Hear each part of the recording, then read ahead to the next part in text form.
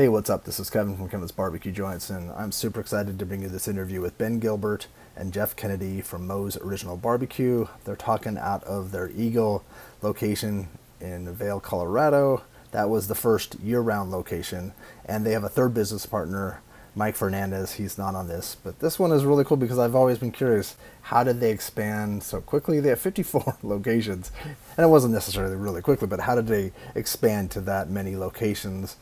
And how did three guys from Alabama do this in Colorado, starting off in Colorado? There's a lot to unpack, and you'll get to understand that this isn't like your usual chain or franchise. They actually call it a franchise, which could come to bite you, which they discuss too.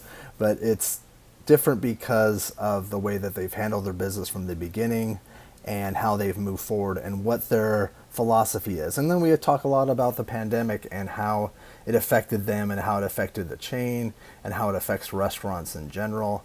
And one big takeaway from this, and I hope that you guys, I'm sure most people listen to this are this way, but treat your servers and staff at restaurants well, the ones when you go to visit a restaurant, because they're under a lot of pressure these days. Staffing issues are huge across the nation for any type of restaurants, especially barbecue joints. But also food costs are high, and overall it's just there's more people coming out, so they're busy. And just, take a step back and realize that things might be slower or out of place, but you're out of your house. So if that's a takeaway, that's a good takeaway. But you really get a chance to learn about Jeff and Ben and their attitudes and how they felt when they decided to franchise, quote unquote, franchise this, and the fears and the real anxieties. And maybe if you're interested in building your business or eventually opening up something and then opening multiple locations, maybe this could be a roadmap, or at least some insight into how that goes about and what it's like. And talking to these two guys, you wouldn't know that they had 54 locations, but by the end, you'll understand why. So if that makes any sense, and I think it will be clear by the end. But I can't thank Ben and Jeff enough for taking the time during the busy time to sit down, tell their story, and talk all about Moe's menu and everything about them. So now when you're traveling somewhere and you see them on the map, I'm sure you'll definitely give them a visit. And the Kevin's BBQ Joints podcast and YouTube show is brought to you by Centex Smokers. Centex Smokers is out of Luling, Texas. Michael Johnson doing an amazing job. The best way to get a hold of him is Centex_smokers on Instagram. Give him a DM. He's about 12 to 14 months out. Once you look at his stuff and follow him, you'll definitely want to order if you're in the market to order a smoker or pit. Again, that's Centex Smokers out of Luling, Texas. I'm also sponsored by, which is really awesome, Flores Tortillas. They're at florestortillas.com. Every Monday at 10 a.m. Texas time, he drops dozens and dozens of tortillas online that you can order. They sell out really quickly, so make sure to follow Flores Tortillas on Instagram. That way you can get updates. Also, he pops up once or twice on the weekends to sell them at a physical location near Whitney, Texas. And there's also a bunch of barbecue joints that carry them. It's hands down one of the best tortillas you'll ever try, with smoked beef tallow. Again, florestortillas.com. And I have a website at kevinsbbqjoints.com. Links on my podcast, YouTube stuff, as well as these massive lists that I'm putting together. Lots of stuff within the barbecue joint world. Again, that's kevinsbbqjoints.com. But at the end, thanks so much for listening. Enjoy this interview. Good morning, guys. How are you? Good, doing good. You? Doing well, yeah. It's things are starting to. I'm in Los Angeles. Where are you guys right now? Are you in Colorado? Yep, we're in Colorado. This is where we primarily live now, and unless we're just traveling around visiting stores, and we've got our two company-owned stores here, one in Eagle and one in Lion's Head, right next to Vail Village. Oh, okay. So you guys, it's just such an interesting, intriguing story because Moe's. I'm sure most people listening to this has heard of Moe's, and they don't necessarily always live by one. But if they've searched for any barbecue or something online, they see one. How did this all start? You guys grew up in Alabama, right? Are you guys all from Alabama, all three of you? Well, there's only two of you that's right there. But. Yep, all three of us grew up in Alabama. Went to school at the University of Alabama, and then after that, one by one moved out towards the Vail Valley. Were you guys interested in like skiing and stuff, or was it just to get a better, clean, like a cool, because the air's better, everything's better up there? Our other partner, Mike, who's not with us this morning, came out. There's a culinary school. Johnson and Wales had an accredited culinary school in Vail. Okay. And so he came out for that, and then I think Ben and I just came for the love of skiing after college, and kind of all hooked up in the same area and decided to bring barbecue just needed some good Southern food out here, really. So we started cooking for, local friends' birthdays and stuff like that. And one thing led to another. So When you guys came out, were you guys like working at ski resorts and doing that kind of thing? Yeah, we were all running different restaurants for other people, and Oh. we did work at the ski resort for a brief period, and our main thing was just we always worked nights, and we'd ski all day, and work the night shift. And as like Jeff said, there are a lot of people doing barbecue around the valley as specials, but none of it was really good, and there was a niche to be filled that we saw, and we kind of gambled on it and went for it and kind of developed it from there. We found a 40-foot horse trailer that had kind of been changed into a kitchen on wheels. We found it down in Durango. And Oh, really? we put all of our money together, which wasn't much at the time. And all $200. yeah, and we got a loan through First Bank here in the valley, and we're able to make it happen. We found an empty corner in Edwards, Colorado. Okay. And we rented that out for the summer and started in June of 2001 and sold out every day for the summer. And then that was kind of the beginning there. What kind of menu were you guys serving there? Very basic core menu, pork, chicken, ribs to start. And then we had beans, slaw, chips, and pudding. So it was a very, very simple menu at the time, and we would just go until we sold out every day, and we'd usually make it till around 5 o'clock every day and sell out, and then we'd go back to our commissary kitchen, start it all over for the next day. Was it Alabama style, would you say then? Like, would you? Yes, sir. Yes, sir. Yeah. It was all Alabama influence that we grew up with. Our concept kind of developed through, Alabama barbecue joints and then the meat and three. So we kind of combined those two styles. We just really wanted to make everything good. We grew up going to all these famous barbecue joints in Alabama, but they were always known for just one thing. Mm-hmm. And I think Jeff and Mike and we always thought that was weird, that you were just known for one thing. And so we really wanted to develop a concept where everything was good, and we were cooking it from scratch every day. Do you know what a meat and three is? Yeah, meat and three, and explain what that is for people that might not know. So meat and three is typically kind of cafeteria style. You go through a line, and you'll have 5 or 6 meats to choose from. You pick one of those, and then you'll have a dozen different casseroles, salads, soul food type sides. So you pick 2, 3, 4 sides to go with it. You get a piece of cornbread at the end of the line, and then a glass of sweet tea. So that's kind of the Southern meat and three style of soul food, which, as Ben mentioned, we kind of combined our 2 favorite genres, being straight up barbecue and then soul food, and brought the 2 together to make what Moe's Original Barbecue is now. So were you guys selling plates to people? Is that how kind of you set it up? Did that make it easy for people? Yes, I mean, obviously out of the trailer it was you can't do that line. Yeah, it worked out great, and we just kind of have been from that summer we've kind of been building each year, and we finally got a brick and mortar spot in Lions Head Village. That was our first real location. And then a couple years later, moved down here to Eagle. And, we've kind of been growing it ever since then with friends and family. And, we jumped into the whole franchising thing. Man, it's, kind of grown from there slowly over the years. And it's been great to see it grow, and it's been exciting. And you never imagined it to be what it is today, did you?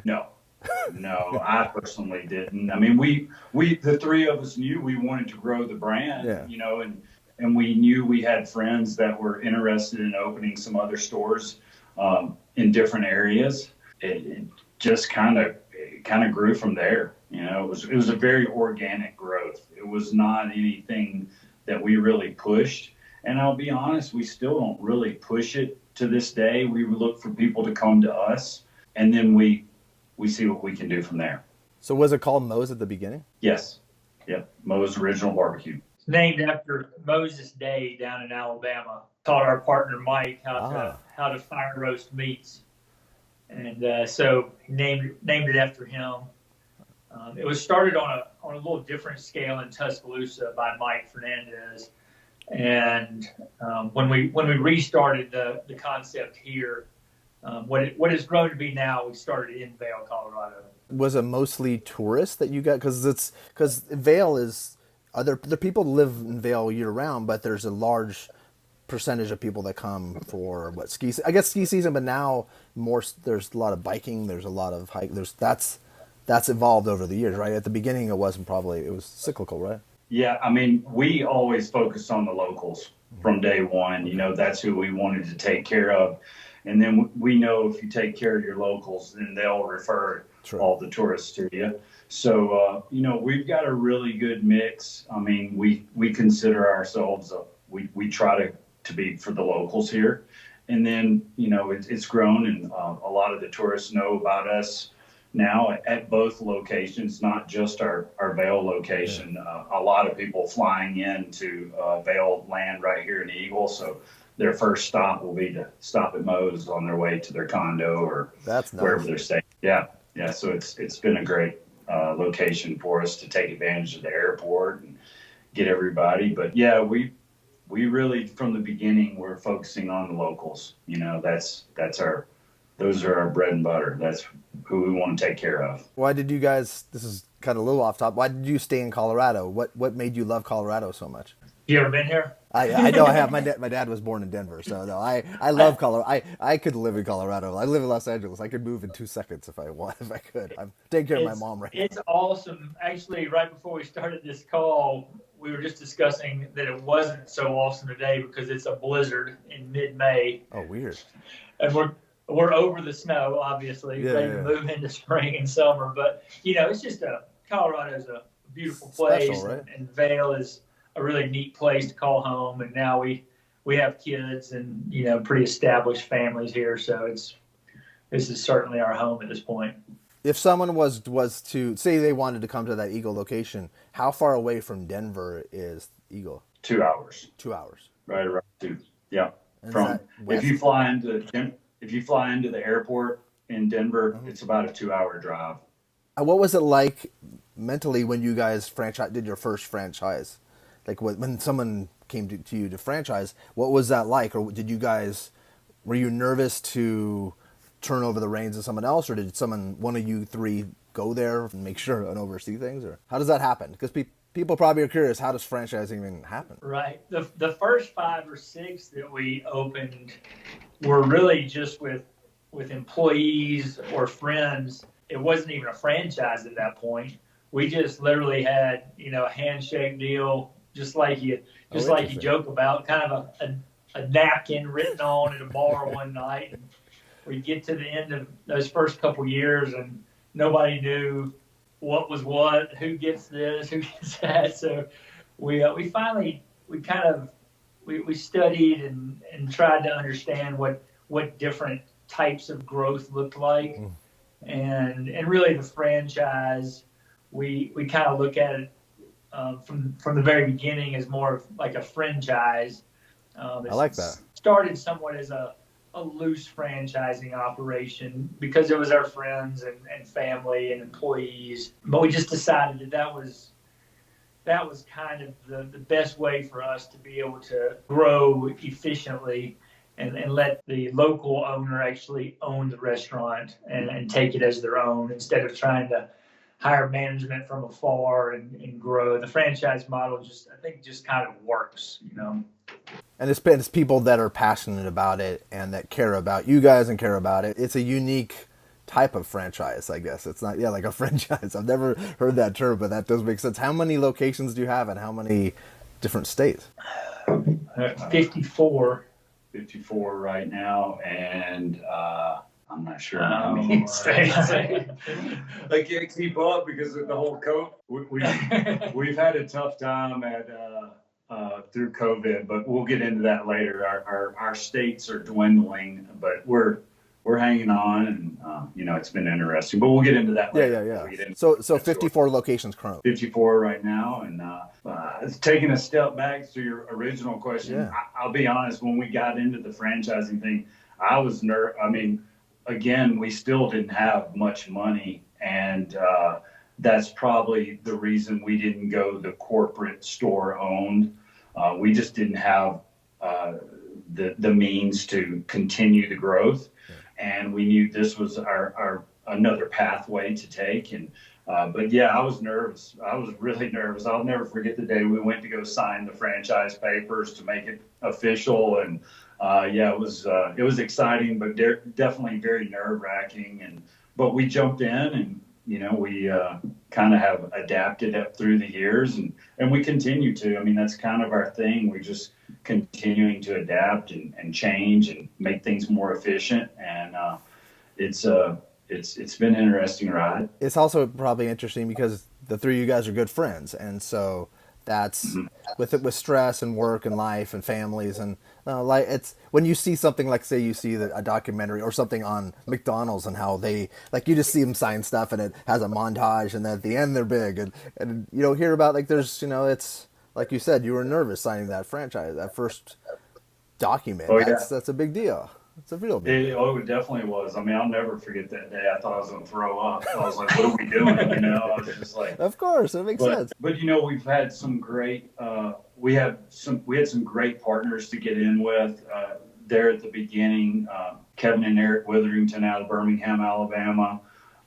They really believed in the concept, and Mark White down in South Alabama.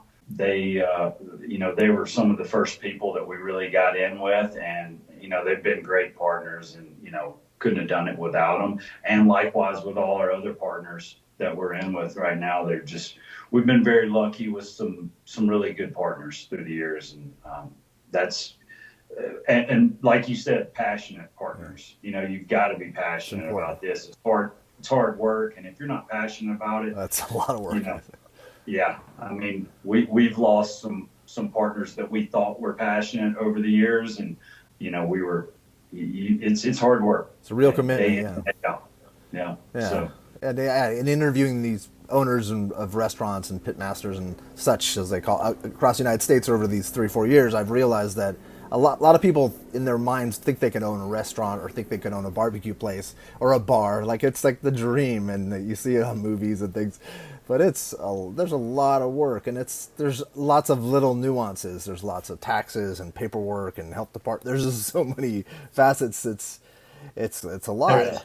Yeah. I think most people on the outside as customers in a restaurant, they see the glamorous side of restaurant ownership. They see us out there, hosting a party and a band on the patio and pouring your friends beers and shots and hanging out. But from the outside looking in, I think they miss some of those years of really difficult work in the trenches of trying to make a restaurant successful, because it's I think all small businesses have their set of hurdles and difficulties, obviously, to get going. But in the restaurant world, I think it's exceptionally, it's its own little beast between the labor situation and your product and refrigerator.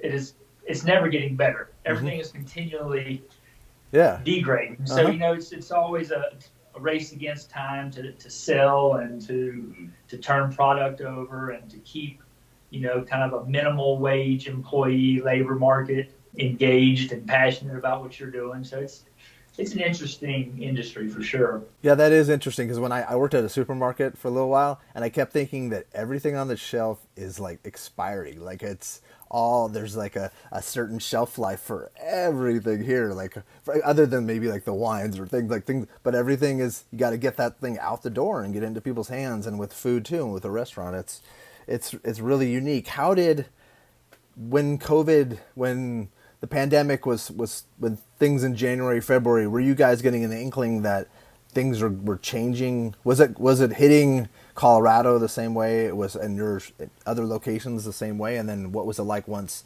things got shut down? Yeah. So that's a long question. I think I'll go, but I'll start before March, Okay. which March 15th is when it really hit here. Okay. And that's when I think I was down here in Eagle, and Jeff called me from Vail, and they're like, they just shut the mountain down and the season's over with. But before that, throughout the winter, we were having it was crazy how many kids were sick of our employees. And, at one point I remember turning to Jeff, I'm like, is this like a bad joke that someone's playing on us? Because we just were losing employees every other day. And we were like, what is going on? Like, so I personally think that we were experiencing COVID way before it really was a big thing. And I think most of our staff had already had it, not knowing what was Like really December, going right? on. Yeah, I think November, December. I think it was hitting Los Angeles too.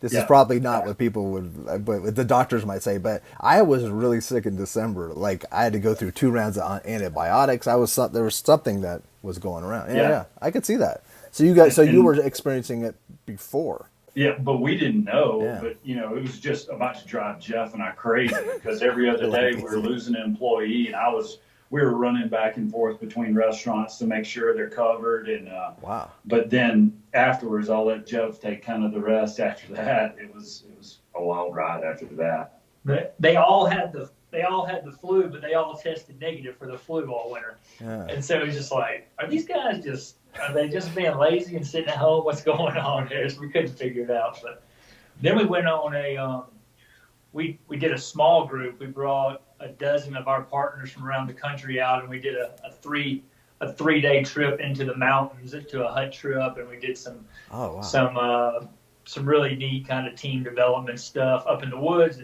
And when we came out, I'll never forget as we came back into sail range, we were skiing back out of the mountains, and everybody's phone started blowing up. And by the time we got to the cars, I mean, the colleges were shutting down, and that's when it was all. Oh my gosh! It was kind of rowdy to us. We had partners from everywhere getting, the restaurants were getting shut down and whatnot across the country. So that's so bizarre. I've never talked to anybody that had that happen where they were out of range, kind of not seeing what's happening in the world. Yeah, I think the first one when we got back to the cars and we're unloading gear and packing everything up was our partner from Charlottesville, Virginia, where the University of Virginia is, and he's like looking at Jeff and I. He's like, the college just shut down, and we were like, what? Whoa. What are you talking about, man? I was like, they're not going to shut down the college. And it was a major blow to him because he had multiple big events coming up, and catered events with the university, and just. It was pretty much a dagger in his heart right there, man. It was a tough one for him to take, and the dominoes just kind of kept falling that afternoon with phone calls coming in from all over. So that was an interesting one. But moving forward, our mountain, the Vail Mountain, decided to shut down on March the 15th. So therefore, the whole village was just a ghost town. Mm-hmm. So we obviously had to shut that store down for a little while because I've never seen it that empty where there was no one in town. So we focused all our efforts down here in Eagle and all our efforts in being on the phone and trying to help everybody navigate, which we didn't know what was going on. So it was just kind of the blind leading the blind. But basically we knew in-house dining was done. So we were just trying to get out messages to everyone to basically change the whole concept and to a drive-through pickup operation. And we scrambled to get our new online ordering system up, which we had already been working on. And luckily we were at a kind of a good point to launch that. And, as far as down here in Eagle goes, we jumped right into, we were a drive-through, and we kind of just changed all of our operations and packaging, and we're ready to go into full-on takeout. Was it hard to get all the package? Was that a difficult proposition? Because I know some people had trouble getting packaging at the time too. That was definitely that still is an issue. Oh wow, To some extent. interesting. But it was those first couple months was pretty interesting. We let a lot of our kind of line level staff take a few weeks off, and we really brought our franchise team into the restaurant here in Eagle, and it was really it was super difficult, but kind of a really neat learning time for us because we had a bunch of badasses in the restaurant, and we were trying to adapt, by the minute as to what was happening those first 6 or 8 weeks. But we really had the talent in the kitchen and in the front of the house for us to go back as a team and really think about the fundamentals of what has made Moe's Original Barbecue successful. Because I think one thing that happened with us was with the franchise. Yeah. You like that term. We kind of like the term, but the franchise thing maybe isn't as cool as we thought it was at first because friends and money and business. Yeah. No, I like the term, but I don't know if I like what it means necessarily. Right. But what had kind of happened is, with what we considered kind of a loose franchising model, our attorney from day one was not happy with our decision to make it a little looser than most. And I think now, hindsight, 12 years later, we understand why he didn't like that. But what it had done is it had kind of splintered off into different directions, and we let one partner do this, and then it turns into this and that, and so you start to lose some of the cohesiveness and some of the real fundamentals of what a franchise is built on. So the COVID was really a very productive time for us to go back to the basics with our really core solid team and understand and put some of those fundamentals back in place and build a foundation that hopefully now as the COVID loosens its grip, we're looking forward to a growth trajectory like hopefully we haven't ever seen before. We really have a base built that we never had before COVID. We were more, swinging from the hip every day before COVID. And now we brought our team in and really built the fundamental cornerstone of what is going to help us build the brand now. Yeah, because there's been so many terrible things, obviously, from the pandemic, but there's a lot of silver linings, and that sounds like a silver lining for you guys. That's something that really you were able to regroup and get back. Because I was curious too, does the menu begin in Eagle and then spread out? But it seems like if it was the franchise, people maybe were doing their own thing at times, right? Yeah, I think with our concept, we really wanted to not be the Hitler at the top, just dropping the hammer. And we wanted to give people, the store owners, some sense of, I own my business, I can make some decisions. Be creative. And in doing that, it's great. They're able to go in the morning and decide, what special sides they're going to do, what special they're going to do. Have some creativity in there, which you don't get at a lot of other franchises. But the other side of that, we have to manage certain things that might start branching off, and it is something that we have to deal with on a daily basis. But we do, at the end of the day, enjoy our partners, having a sense of ownership and knowing that this is their business and they can go in and make some decisions. But, we do have our core menu that we stick with and certain other areas that are set in stone. But, we want these guys to not just have zero creativity in their store. It becomes stagnant. I agree. Yeah. Yes. Yeah. I mean, it's just, you lose that passion, after, 5-10 years of being in there. It's just, there's no creativity, like you said. We've always kind of liked the idea and lived behind the idea of from A to Z, it's Moe's Original Barbecue. And then from Z to the end of time, it's kind of the local owner's character, their community, what they like, what they're into. But now what we really need to go back to that A to Z. We still want from Z on to be a local the local niche. But from A to Z really needs to be defined and parameters put on it so that we, as a brand, we're growing together. Are all your locations open right now? Are they all fully open for dining and everything? Yeah, I think all except A few a few that are still doing takeout only. Okay. But all in all, we're up and running.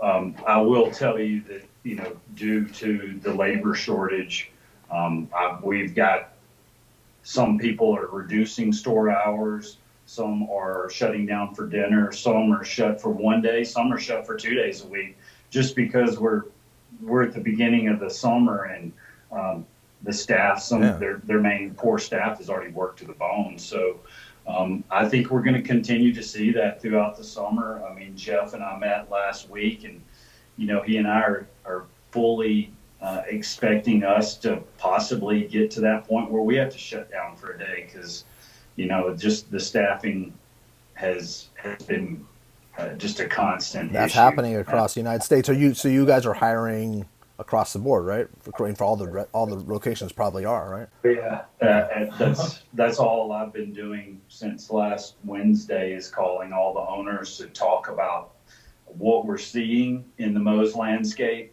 what we're seeing across the board, what's happening with the supply shortages, the labor shortages, and just trying to give everybody ideas of things to do. But there's not a lot of people that are hiring, period. Everyone is looking for help, but it's just not there. So if someone is looking, because I have a master list of nationwide barbecue joints that are looking for help, looking for staffing, what's the best way to? Is it to go through the Moe's the main website or go locally? What's the best way to? Through our website. Okay. Yeah, there's a way to apply for jobs. You can pick your location. Okay. It's we're just trying to go for anything. Our main focus right now are high school kids, which we've never done a lot of. But last summer we've been feeling the crunch out here because we're so seasonal. It really started, to me, in my opinion, in 2017 is where me personally, I was just like, something's changed. It kind of feels different. I feel like we're just constantly losing people, turnover. It really seemed to jump up to the next level to me. We've always had it. Don't get me wrong, but I just felt like as of that 17, 18 year, things really jumped up. But this year, we're hearing it from everybody across the board. So it's concerning. These guys our store owners are freaking out. It's just like, man, what is going on? I've never seen anything like this. And, unfortunately, that's what we've kind of been living for a little bit. But, you hate to see it for them. And I don't want them to have to experience anything like it. But at the same time, we've got to continue on, and we've got to get some information out and keep trying to come up with new ideas. There's probably a lot of different factors, but it's hurting you guys because you need bodies in there to help. Yeah, it is wild. It's to be honest, I think the industry is maybe more difficult right now than it was a year ago in the heat of COVID. Obviously those first couple months of COVID were a complete roller coaster. Yeah. But really, the industry right now, between the labor market and the supply chain and the price of goods, mm-hmm. I mean, it's a difficult landscape to navigate right now. And on top of the difficulties in operations, then the masses are coming back, to want to go out to eat, want to recreate and get out. So restaurants who are engaged in their communities are getting bombarded with business, and we don't have the products or the labor to handle it almost. And that's not talked about really. You don't hear about that. You just hear, there's restaurants that had difficulties a year ago and they needed money to stay, with rent and all that. But you don't hear about, because it is. I was somewhere yesterday. I live above. It's not. I don't live anywhere fancy at all. But there's a steakhouse, a Morton's Steakhouse.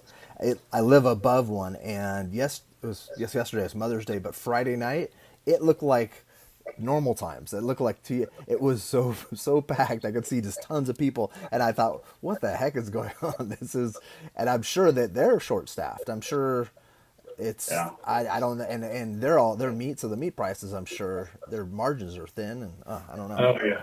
I was out of town this past weekend to another ski town close by, and my son had a lacrosse tournament. But we went to a couple restaurants while we were there, and man, you can see it, man. It's going to be a tough summer, in my opinion. People are hurting on staffing, and people that are passionate to work, and you know, to people like us that understand the restaurant business. Yeah. Whenever I walk in a restaurant, I'm always looking around to see how everything's Yeah, operating.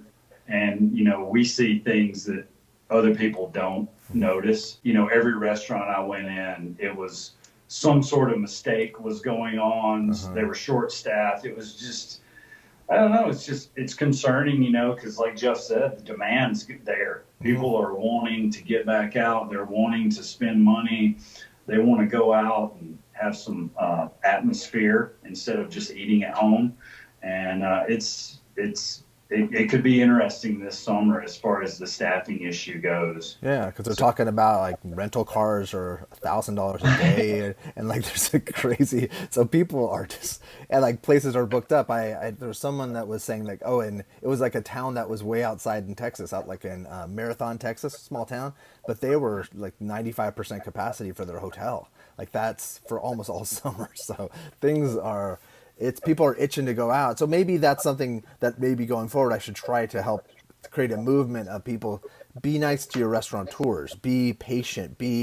Don't jump to Yelp. Don't because this is a time where we all have to kind of work together and you know understand that things are going. When you go there might be a little bit of a wait or might be a hiccup, but you're lucky to be out. You know, a year ago we didn't think we'd even eat at restaurants maybe again or yeah. I think as consumers, I think this is kind of the next lesson that's important for the whole world to learn as a lesson from COVID is, you know, as consumers, I think that we're really going to have to learn to take some breaths and relax and understand, because most industries are facing difficulties and hurdles right now, and we need to emphasize with that, you know, and to understand that it's a tough time. You know, we're having a tough time getting products. We're having a tough time getting the labor to create the level of hospitality that we want to. But everybody's doing the best they can, and so I think it's really important that consumers just take a deep breath this summer and deal with the lines and don't cuss out the girl at the front desk because we're out of ribs on a Saturday afternoon. And you know, it's just. I think it's important. This conversation is going to resonate with me because I think that's something maybe that'll be part of my little mission is to help people, you know, on the outside understand what you guys are dealing with, because I think I've seen it. I've seen people irritated. I got some food to go somewhere recently, and it was people were being terrible, and I kept thinking, just enjoy the fact that you're outside and that you're not cooped up and you're allowed to do things, and it's just so it's. Okay, well let's talk about, let's kind of end this with what can people expect menu-wise. What is Moe's about? Like if someone's visiting a Moe's Original, what's the menu? You know, our main core is our pork, chicken, turkey, and ribs. Okay. We also have, you know, our wings, our shrimp sandwich, our catfish, you know, but past that, we'll have our daily special sides every day. You know, those are made fresh every day. We have our beans, slaw, potato salad, chips, banana pudding as our core sides. But then on top of that, you'll have anywhere from 3 to 5 or 6 more special sides that are rotating out throughout the day. And, you know, we try to make it as fast as possible for people these days to get in and get out and enjoy their lunch. Yeah. And we're trying to keep it as feasible as we can with the price. That's a tough one day to day right now with the rising food costs. But you know, we want that atmosphere there for the customer coming in, and we want fresh food, and we want to get it to them fast and at a reasonable price. So all the locations will essentially have that, right? Yes. And then some of them, do some of them have brisket? I thought I saw something that. Yeah, yeah. We have different areas that'll carry brisket depending on the demand. Yeah. We personally do it as a special here once a week, Okay. but a couple of our stores have put it on permanently, and it's going.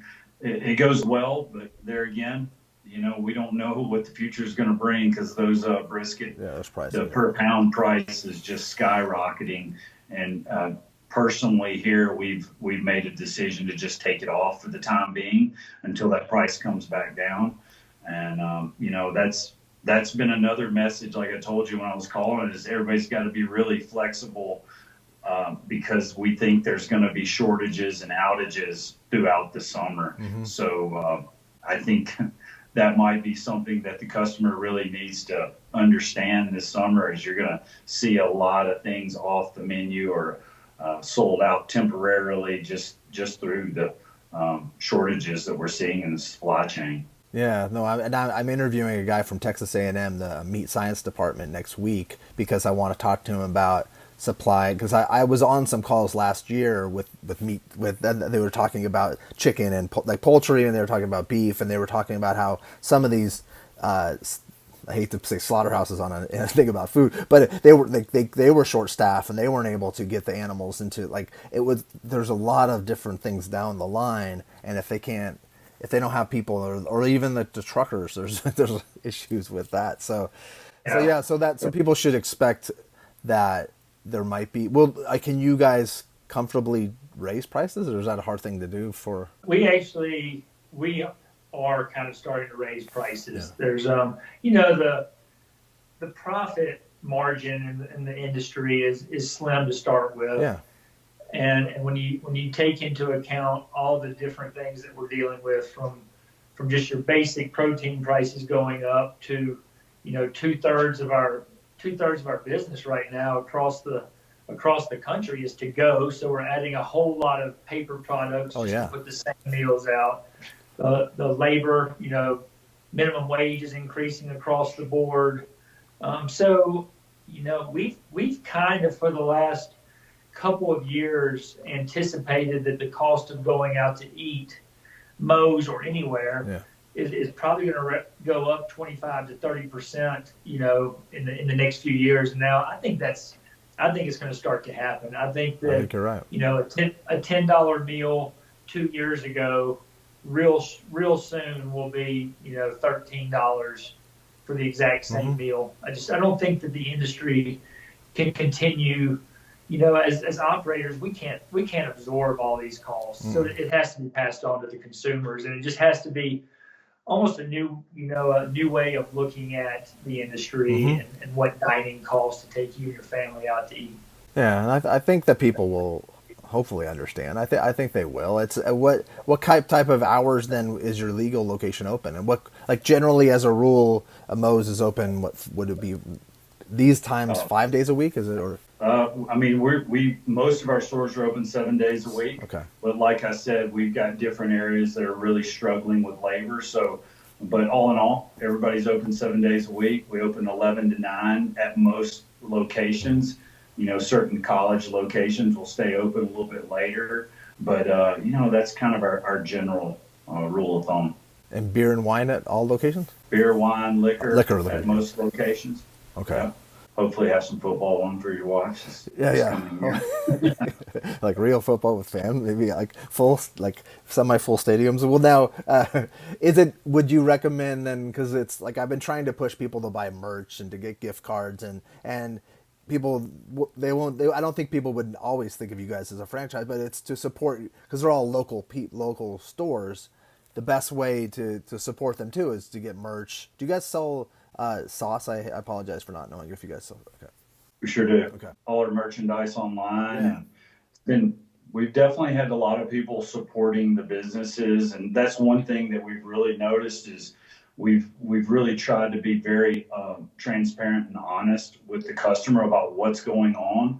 And everybody's been very supportive. I'll be honest. We have had some tough times over the past year with certain customers and them not being happy with how things had changed. But all in all, with us being honest with the customer, whether has to do with reduced store hours because of labor, or reduced menu offerings due to shortage and supply chain issues.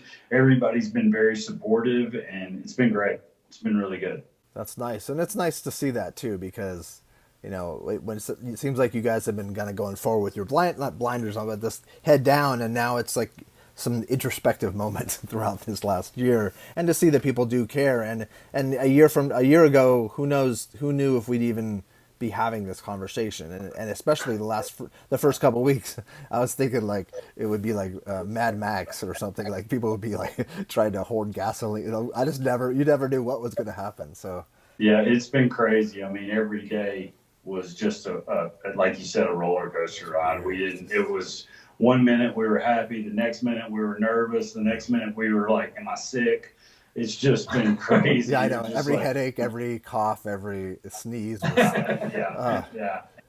And I take care of my mom, and she'd cough, and I don't have it. I'm like, Mom, there's no way you'd have it because you're not going anywhere, and I'm pretending. You can't cough in public anymore when it turns her head. I know. I hold sneezes in until like around the corner because I have bad allergies, and I'm like, I don't want people. So what are all the best ways to get a hold of you guys online, all the social media, and the website? What's the website address? Moe'sOriginalBBQ.com. All right. And all our information's on there. We're on website. Social media through Facebook and Instagram. Also, Chandler, that you've been talking with, takes care of that. She does a great job. Yeah. And we're just continuing to grow our social media, and we're pushing to grow the brand this year. We think it's going to be a little bit slower, obviously, as people kind of get back in the full swing of things. But we just opened a new store in Peachtree Corners right outside of Atlanta. It's doing great. We're getting ready to open another store in Madison, Alabama, which is right next to Huntsville. Oh. And we're cruising along. Our store owners there in Huntsville have been doing great, Chris and Mike, and they're pushing along, so it's great. So if someone was interested in opening a franchise, what's the best way, just to get a hold of you through the website? Yes, sir. Yeah, and Jeff will usually talk with them, and then we'll see if we can come up with a training game plan. And so Jeff's the gatekeeper. The best thing is that the first step after we talk on the phone is come to Vail for a long weekend and come hang out, ski or mountain bike, and just kind of meet. It's really important since we don't look at it as your typical franchise. It's really a partnership to us. It's a very two-way street in our world, and That's so important. Super important for us and our partners, our potential partners, to understand each other, be on the same page, have the same interest in life and hospitality and barbecue. So we really kind of have a good time, even if it never materializes.